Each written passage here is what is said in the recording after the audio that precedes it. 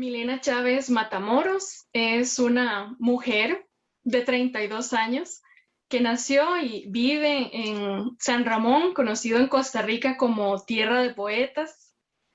Me considero a mí misma como un puente. Eso es una forma en la que me defino. Siento que en mi camino de vida soy una persona que une.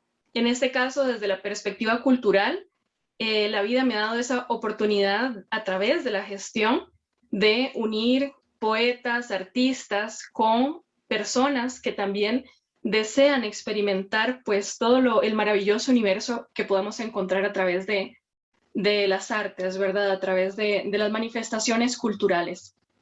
Y en otras áreas de mi vida, no necesariamente culturales, también considero que soy ese puente. Y también me defino a mí misma lo tengo en uno de mis poemas que aprecio muchísimo. Considero que soy un árbol en su viaje interminable hacia la luz. Esa es una forma en la que me gusta definirme también. Considero que la vida es ese camino. Un poema que es muy significativo para mí es Ítaca de Cavafis, que nos refiere también a esa riqueza del camino. Así que ese es un poema que tengo muy presente constantemente y siento que lo vivo, que realmente eso es algo que define mi vida. Ese viaje como un árbol, que hay personas que tal vez dirán los árboles son estáticos y echan raíces y se quedan ahí. Yo siento que los árboles van mucho más allá y a través de sus semillas y a través de sus raíces tienen esa capacidad de esparcirse, de ir más allá de esa figura misma que puede ser el árbol. Y además en ese proceso constante hacia la luz, en esa búsqueda, yo siento que mi vida también es una búsqueda, un camino de descubrimiento y de sanación. Eso es algo que en los últimos años también he comenzado a explorar un poco más. Siento que la vida es toda un camino de sanación. Así que voy transitando mi propio camino.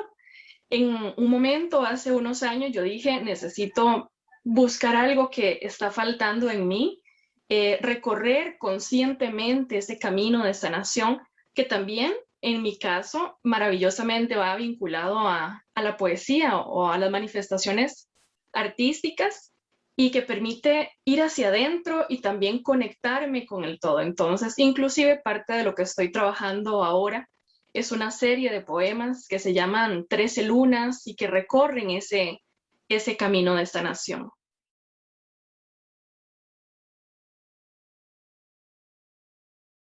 Este camino de la poesía que estoy recorriendo y que es parte de mi camino de manera transversal, pues inició desde que tengo memoria.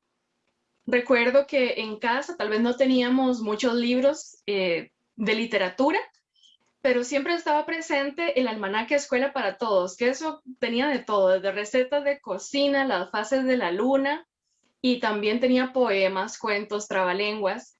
Entonces ahí leí tal vez algunos de los primeros poemas. Me quedó fijo en la memoria Cultivo una rosa blanca de José Martí. Ese me acompaña pues todavía, me fascina, es el primero que recuerdo. Y mi mamá, ella, aunque no ha explorado la poesía un poco más formalmente, ella siempre es de esas personas que han escrito sus poemas, que tiene su cuadernito. Además, es maestra de educación preescolar y ella le escribe poemas a los niños. Entonces, parte de los materiales que utiliza en sus clases son sus propios poemas. Por ahí tengo como reto algún día hacerla compilar todo ese material y poderlo publicar, ojalá. Así que ella fue una de las primeras personas que trajo la poesía a mi vida. Entonces nos leía poemas o contaba historias. A veces escuchando la lluvia teníamos pues esas escenas de las gotas bailarinas y todo eso que es un universo mágico también cuando uno está pequeño. Y me apasionó, me gustó muchísimo, me sentí vinculada con la poesía. Entonces, en la escuela, cuando nos ponían a hacer una redacción de cualquier tema, ¿verdad? Que la maestra lo ponía a hacer una redacción, yo terminaba cada redacción con un poema. a mi estilo, nadie me decía cómo se hacía un poema ni nada, pero bueno, nos daban ciertas referencias. Siempre en clases de español a uno le leen algunos poemas. Entonces, eran así unos textos enormes, ¿verdad? Totalmente rimados a mi estilo.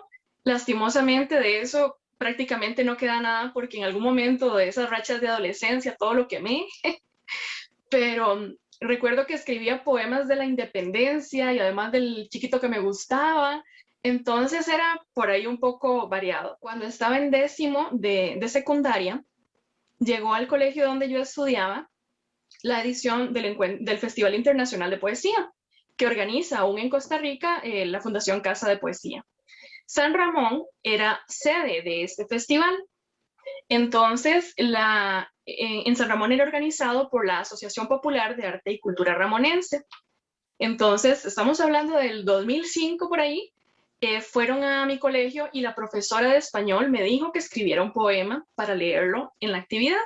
Entonces, no recuerdo esos primeros años de secundario porque no tengo como ese registro de qué estaba escribiendo, pero la profesora de español sabía que a mí me gustaba escribir. Entonces escribí algún texto, el siguiente año volvieron a mi colegio, entonces también participé con un poema, pero ese año ya me fui a recorrer la ciudad con los poetas. Por ahí me invitaron. El director en ese momento, el presidente de la Asociación Popular de Arte y Cultura Ramonense, APACUR, se llamaba Guillermo Naranjo. Él falleció en 2012, fue para mí también un gran amigo, un gran maestro. Entonces, cuando salí del colegio, me invitó a formar parte del taller de poesía que hacían los viernes a las 6 de la tarde en la Biblioteca Pública de San Ramón.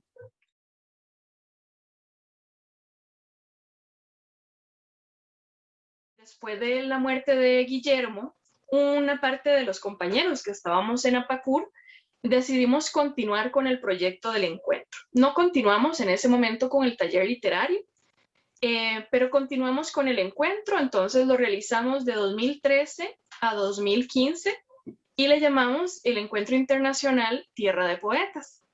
San Ramón es conocida como Tierra de Poetas, así es, incluso la Asamblea Legislativa hace poco ya lo definió como el nombre que reconoce a esta ciudad, en parte también por toda su historia cultural.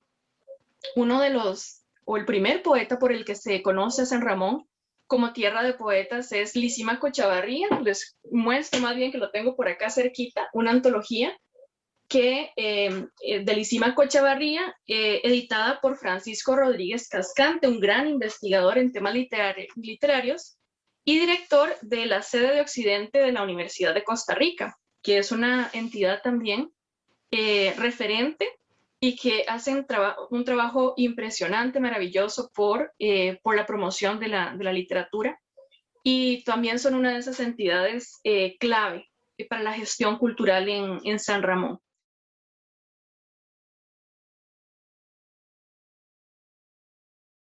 Hay una serie de poetas, sobre todo se habla de 4 hombres, pero también hay mujeres destacadas como Emma Gamboa, que forman parte de esta historia literaria de San Ramón, que le da ese nombre de tierra de poetas.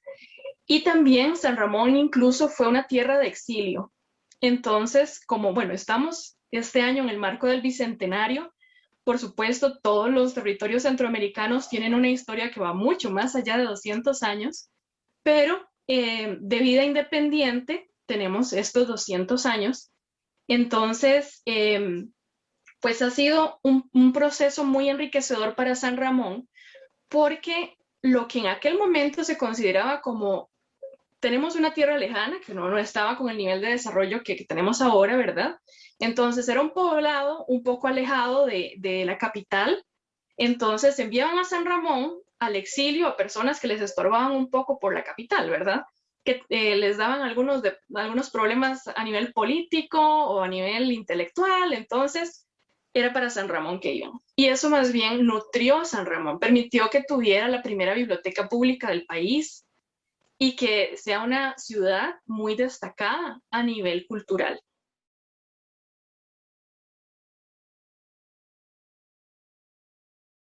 En 2013, que una compañera y yo éramos las codirectoras de este encuentro, tuvimos la maravillosa oportunidad de participar en el proyecto Poética, Poetas por la Integración Centroamericana, que se realizó en varios países de la región, y nuestro encuentro de poesía fue el representante de Costa Rica. Entonces, ese proyecto que tuvo cooperación de varias entidades, y por acá tengo una antología que es uno de los resultados, lo que buscaba este proyecto era la participación de voces indígenas y afrodescendientes en encuentros internacionales de poesía de la región. Entonces, a partir de 2013 fue la primera vez que tuvimos voces poéticas de comunidades originarias en Costa Rica. Esta es la antología que se hizo de Costa Rica. Se realizó una breve antología por cada uno de los festivales o de los encuentros participantes, y además se hizo un certamen de poesía. Entonces fue un proceso muy enriquecedor. El poeta Marvin García, el director del Festival Internacional de Poesía de Quetzaltenango en Guatemala, fue el coordinador general de ese proyecto. Así que acá están publicados Justo Avelino Torres Layán, que él es bribri, es un ahuá, que es el principal rol, digamos, de ceremonial o tradicional de la comunidad bribri. Es el médico indígena y maestro de ceremonias, y tiene también otros rangos espirituales, el Okun, Bicacra, que se relacionan con el proceso de embalsamar los cuerpos y hacer las ceremonias fúnebres. Y él es además maestro de cultura con el Ministerio de Educación Pública, que en el caso de Costa Rica, cada una de las comunidades originarias tiene un maestro que el resto del país no tiene, que es este maestro de cultura, que es una persona con ese conocimiento profundo acerca de su cultura, y lo que hace es enseñar acerca de sus tradiciones, de su cosmovisión a los niños y las niñas. De momento creo que se maneja solamente a nivel de educación primaria, y él pues también es cantor tradicional. En la comunidad bribri o en diferentes comunidades originarias tal vez no está de manera tradicional el concepto de poeta como nosotros lo conocemos, ¿verdad? Pero hay cantores, narradores tradicionales que tienen, por supuesto, este conocimiento de su cultura, esta riqueza de su cosmovisión. Y una de las experiencias maravillosas que tuvimos en este encuentro, y a partir de la participación de Justo Avelino y de otras voces de comunidades originarias, es Justo Avelino, por ejemplo, nos mencionaba: yo no escribía poesía, yo tenía mis pensamientos, como él le llamaba, yo tenía mis pensamientos, y lo tenía a nivel oral, ¿verdad? Y él lo imaginaba, él lo creaba, pero no lo escribía. Cuando lo invitamos a participar en el encuentro, que fue también a través de un enlace de un asesor del Ministerio de Cultura y Juventud de ese momento, Alejandro Tosati, entonces Justo Avelino escribió lo que él llama sus pensamientos para participar en el encuentro. Y después de su participación, él me decía que comprendió que ellos hablan en poesía. Me eriza la piel un poco, porque él me mencionaba, la forma en la que yo escribo estos textos es como yo me expreso. No es que estoy utilizando un lenguaje tal vez distinto, sino que así es como nosotros hablamos. Y bueno, él es un gran maestro, entonces por supuesto él tiene un conocimiento y tal vez una forma de expresarse que no todos los miembros de la comunidad lo tienen. Pero entonces fue muy enriquecedor que él nos mencionara: nosotros hablamos en poesía. Y bueno, también está publicado Severiano Fernández, él es bribri cabécar. En el caso de las comunidades bribris y cabécares, el linaje se hereda por parte de la madre. Entonces él es bribri porque su madre es bribri, pero su padre es cabécar. Entonces ha estado en conexión con ambas culturas. Por muchos años fue asesor en el Ministerio de Educación Pública en temas de educación intercultural. Ahora está pensionado, y más bien en agosto ahora comenzamos un curso de bribri y cabécar. Así que estoy aprendiendo algunas palabras en bribri y cabécar para conocer también un poco más acerca de esta riqueza de las comunidades originarias. Y también está publicada Mariana Bejarano, ella es huetar, La comunidad huetar está en San José, hacia el sur de San José. Entonces, desafortunadamente perdieron su idioma, aunque hay algunas palabras, pues ya se puede considerar que es un idioma extinto, ¿verdad? Porque es muy complejo reconstruirlo. Hay investigaciones muy serias, ¿verdad? Para comprender un poco más acerca del idioma, pero desafortunadamente ya no se habla. Y también hay una voz de comunidad afrodescendiente, Milena Palmer, que pues también está en esta antología. Fue un proyecto muy enriquecedor. A partir de ese momento, entonces, de 2013 a 2015, invitamos a voces poéticas de comunidades originarias a participar en el encuentro, y sobre todo con Justo Avelino y también con Severiano hemos mantenido una relación cercana. Incluso hay un hecho que para mí es muy emocional. He tenido la oportunidad de visitar a Justo Avelino y a su familia en territorio Bribri, que está en el Caribe Sur de Costa Rica, en la comunidad de Amubri, es el cantón de Talamanca, en Limón. Y bueno, doña Natalia Gath es la abuela de Justo Avelino, es una cantora tradicional, es Siatami, tal vez no estoy pronunciando adecuadamente la palabra, pero Sia significa piedra y Siatami es cuidadora de las piedras sagradas. Entonces, uno de los elementos dentro de la cosmovisión bribri es que los maestros, por ejemplo, Justo Avelino como Agua, portan unas piedras en una chacarita, le llaman ellos, ¿verdad? Una bolsita que siempre anda con ellos, y que cuando ellos realizan todo el proceso para formarse como maestros, cuando culmina ese proceso, les dan estas piedras sagradas que un maestro ha buscado en una parte específica del río, que son consagradas, digámoslo así. Se hace una ceremonia y se le dan esas piedras al maestro. Y esas piedras lo acompañan toda su vida, porque tienen un significado espiritual. Para ellos esas piedras son una entidad espiritual, digámoslo así. Entonces, si un maestro muere, esas piedras, después de un proceso y de cierto tiempo, pasan a otro maestro.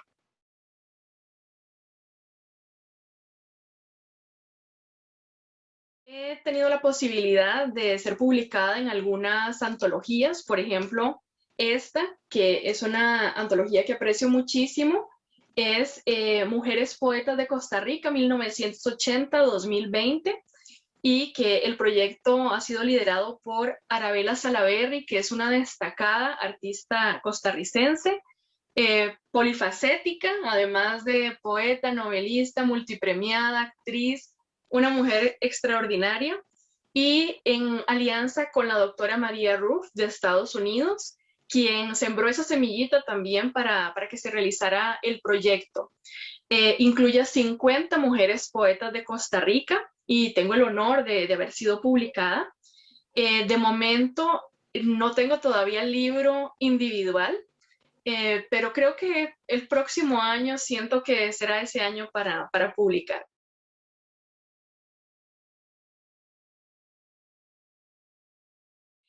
Quiero compartirles dos poemas que están incluidos en esta antología.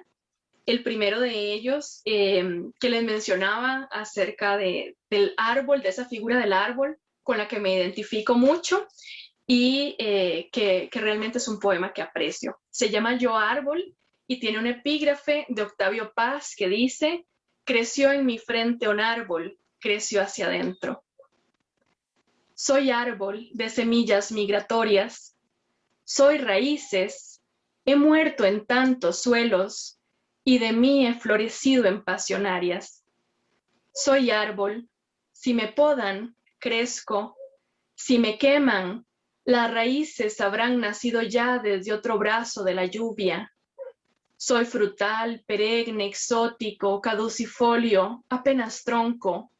Soy árbol sombra, árbol leña, árbol papel y lápiz de versos, árbol que rompe el invencible cemento de las aceras. Soy árbol que muta su camino, árbol en su viaje interminable hacia la luz. Casa. Mi casa es del color de Centroamérica.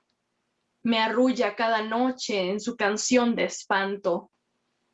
Mi casa no tiene color, es un muro agrietado en blanco y negro, en esa escala de grises de los primeros televisores, un camino infinito y regular, el serpenteante cauce de todos los ríos, desbordados sobre la casa de todos, en esta estación lluviosa que no acaba.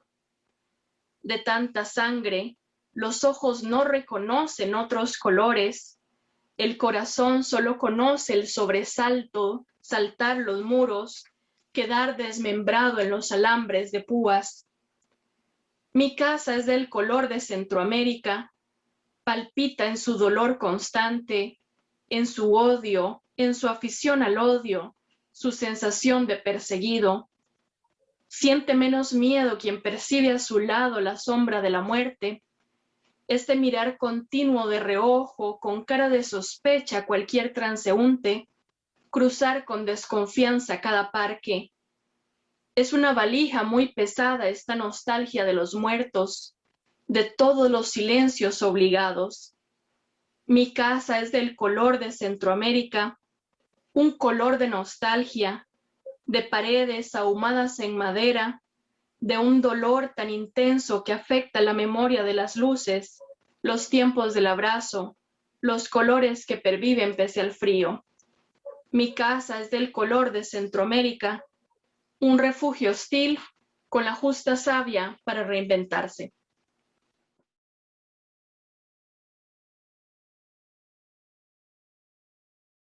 Bueno, y mi vida continúa con este camino de la poesía, de la gestión cultural. Ahora, derivado del proyecto de la antología bilingüe, precisamente, surgió todo un movimiento complementario con una gran parte de las mujeres poetas incorporadas en esta antología y que es un proceso liderado por Arabella Salaberry, el proyecto Palabras Viajeras. Así que hemos seguido con una serie de recitales, de actividades que buscan visibilizar también la voz de mujeres poetas de Costa Rica. Y también un proyecto que amo muchísimo es Hojas sin Tiempo.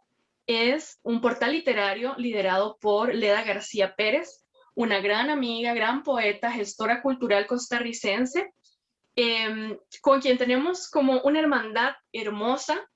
Y pues ella es la directora de Hojas sin Tiempo, inició un festival internacional de poesía, creo que fue en 2013. Ella fue la primera poeta que invitamos al encuentro internacional cuando se hizo de manera independiente en aquellos años con APACUR. Entonces hemos tenido esta relación desde entonces y pues ahora seguimos impulsando Hojas sin Tiempo. El año pasado, a raíz de la pandemia y de todo esto que hemos vivido, hicimos un encuentro internacional de manera virtual. Hemos seguido haciendo algunos recitales, actividades y estamos ideando pues también otros caminos. Por supuesto, seguimos con el proceso creativo. Estoy trabajando ahora en una serie que se llama 13 Lunas y explora ese camino de sanación de la mujer que sana. Y también he estado trabajando una serie de poemas relacionados con migración. Mi papá fue uno de esos hombres que cruzó a Estados Unidos. Él tuvo la fortuna de no cruzar a pie, sino poder llegar en un avión. No todos tienen esa posibilidad. Fue una de esas personas que regresó, porque no todos regresan. Pero la migración nos ha marcado a mi familia y a mí por este elemento, ¿verdad? Que fueron años durante mi infancia, si la presencia física de mi papá en un momento donde no teníamos todas las disponibilidades tecnológicas como ahora. Entonces, pues es algo que también estoy abordando y no solo desde esa perspectiva, sino la migración como un elemento que es necesario continuar observando y dialogando acerca de esto también desde las manifestaciones artísticas. No importa que mucha gente lo esté diciendo, no importa que muchos artistas estén hablando de esto porque sigue siendo muy doloroso. Entonces necesitamos continuar creando conciencia. Así que es parte de las series que estoy trabajando ahora y espero encontrar también. Y también quiero comenzar a trabajar una serie relacionada con la ancestralidad y con esta vivencia que he tenido con comunidades originarias.